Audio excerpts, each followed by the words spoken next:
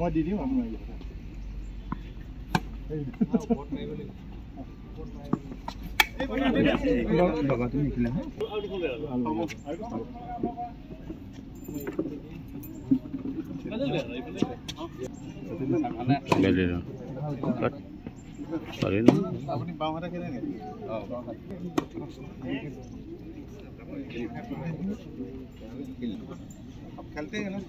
দুখন নতুন synthetic tennis court আজি আমি শুভ উদ্বোধন কৰিবলৈ পাই অত্যন্ত আনন্দিত হৈছোঁ।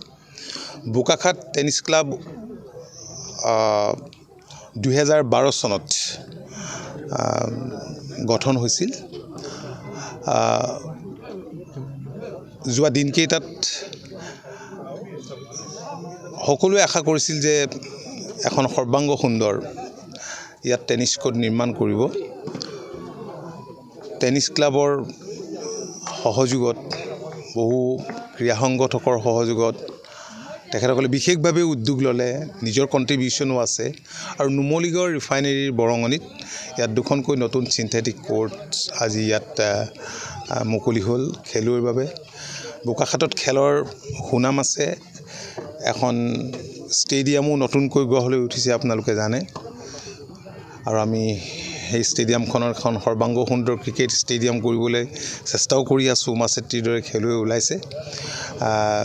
মই বোকাখাট টেনিছ ক্লাবৰ সমূহ কৰ্মকৰ্তাক এই বিশেষ উদ্যোগ লৈ আজি এই পৰিৱেশলৈ অনাৰ কাৰণে, দুখনকৈ ইয়াত যে নতুন সিন্থেটিক কোৰ্ট নিৰ্মাণ হৈ উঠিল তাৰ বাবে তেওঁলোকক আন্তৰিক ধন্যবাদ জনাইছোঁ। আৰু ইয়াত কোচিং কেম্পৰ ব্যৱস্থা কৰিছে। আজিৰে পৰা সেই কোচিং কেম্পো আৰম্ভ হ'ব আৰু আমি আশা কৰিছোঁ যে এই কোচিং কেম্পত নিশ্চয় নতুন প্ৰজন্মৰ ছাত্ৰ ছাত্ৰী আৰু যুৱক যুৱতীসকল অংশ ল'ব।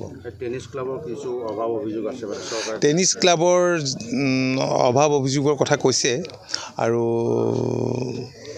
মই স্থানীয় বিধায়ক হিচাপে, জনপ্ৰতিনিধি হিচাপে মোৰতো সহযোগিতা থাকিবই। যিখিনি পাৰোঁ আন্তৰিকতাৰে ছাপোৰ্ট দিবলৈ মই ব্যৱস্থা ল'ম।